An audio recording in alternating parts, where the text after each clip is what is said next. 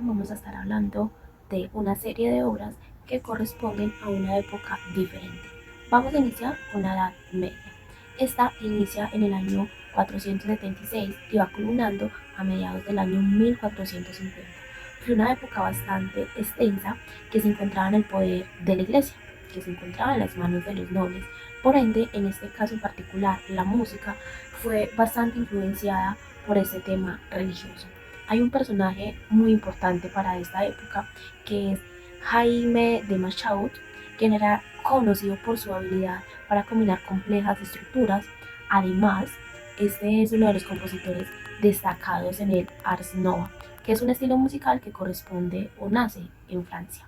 Hay una obra muy conocida de él, que es la Misa de Notre Dame, que contiene una forma estructural bastante enriquecedora. Vamos a empezar mencionando con que esta misa está compuesta por 5 secciones donde se encuentra el Cari, el Gloria, el Credo, el Sanctus, el Benedictus, el Agnus Dei y otro. Y son unas obras que, en cuanto a su polifonía, consta de 4 voces en las cuales se hace un recurso de contrapunto, una característica fundamental tanto para esta época como para las que vamos a mencionar más adelante. Además, tiene unas texturas homofónicas. Otra característica a tener en cuenta es la forma en que se utiliza la isorritmia, que es la técnica que emplea patrones rítmicos melódicos repetitivos. Esto hace que dichas obras tengan una variación en la transición de cada sección. Antes de continuar, vamos a escuchar la misa de Notre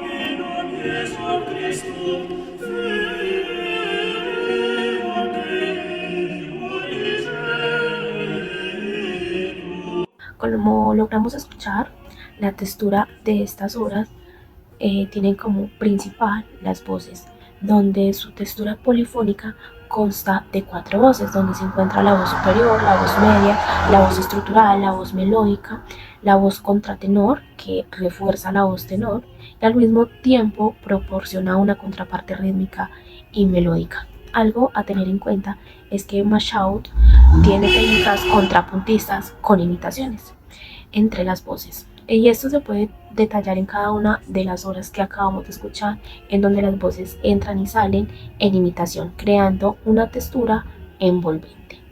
En cuanto al área de la instrumentación, pues para esta época, justo por la iglesia, no era permitido este tipo de acompañamientos.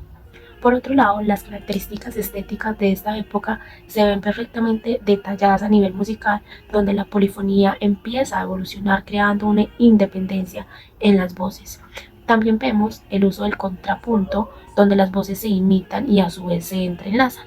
Y conocemos la isorritmia y la textura alternante, que es la homofonía y la polifonía, donde va variando entre una y la otra.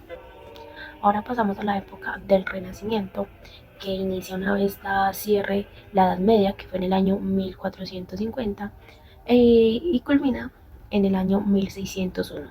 Pues esta fue una época de muchísima transformación para todo el ámbito musical, donde la polifonía, la imprenta musical, los madrigales, las canciones, la música instrumental, junto con su notación, empieza a tener una evolución y establecieron parámetros enriquecedores para la mejora de esta época.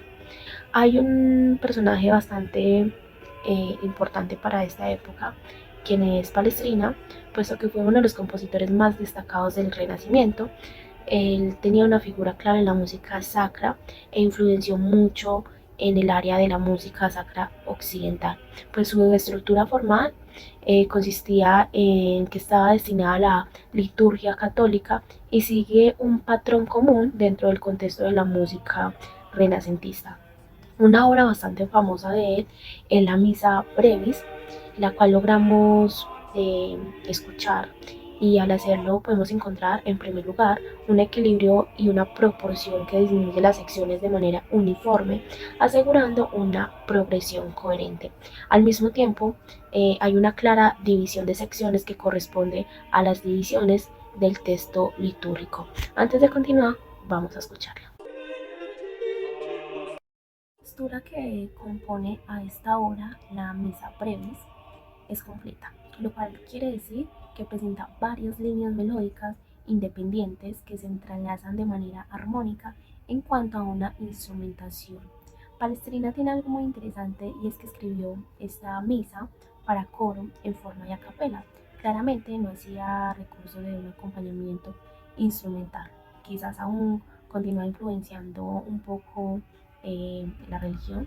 Sin embargo, fue así como esta obra fue diseñada. Para esta época renacentista es bastante detallada la polifonía imitativa, que juega un papel muy importante haciendo que la técnica de la imitación se introduzca en medio de los motivos melódicos. Además, la dicción era completamente importante para que el texto tuviese una coherencia y al mismo tiempo se pudiese comprender. Otra cosa que se tenía en cuenta en cuanto a la estética de esta obra es que estaban escritos pues para un coro de forma a capela y, y esto se hacía porque se tenía el concepto de que la voz humana era el medio más puro y directo para expresar una devoción de manera religiosa.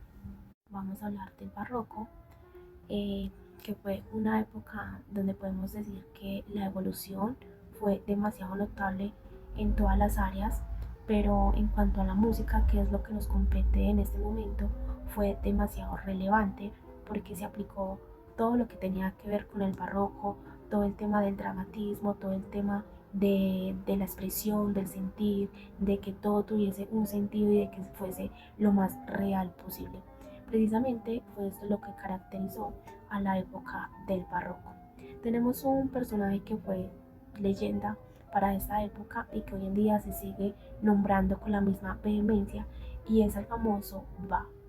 Este, como se ha dicho en repetidas ocasiones, tuvo una gran influencia en el ámbito musical. De hecho, es un gran exponente para todos nosotros. La estructura musical de una de las obras de Bach, que es la que quiero compartir en esta ocasión, que es el clave bien templado de Bach, la primera fuga en Do mayor. Comienza con una exposición donde la fuga empieza siendo el sujeto en la voz superior, que es una melodía corta, distintiva, que contiene el material temático de esta fuga. Pero también tenemos un contrasujeto, que es la segunda melodía contrapuntística. Algo a resaltar es que Bach era un gran exponente, se podría decir, o fue alguien que hizo mucho recurso y que le dio un nivel aún más elaborado a todo el tema del contrapunto.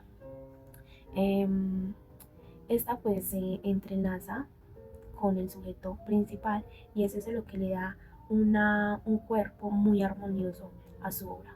Además, en esta misa, o perdón, más bien en esta obra, hay unos episodios de entrada donde se producen episodios adicionales donde el sujeto y el contrasujeto se desarrollan y combinan con otros materiales temáticos.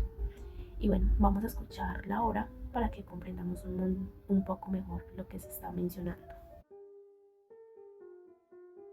Bueno, pues luego de escuchar esta obra de Bach podemos corroborar lo dicho anteriormente, donde se presenta ese dramatismo, donde se presenta esa evolución en las voces y ya pues precisamente para culminar podemos analizar, podemos detallar cómo la música durante estos tres periodos tuvo una gran evolución, tuvo cambios muy importantes, cambios que hoy en día incluso se siguen implementando. Desafortunadamente no de la misma manera, pero podemos ver cómo desde la Edad Media hasta la Edad de Bach, que fue en el Barroco, hubo una gran transformación. Evidentemente aquí estamos hablando simplemente del área musical, pero por supuesto que la transformación, el avance, el desarrollo fue en todo lo correspondiente a la terrenalidad, lo que es la literatura, lo que es la sociedad, la política.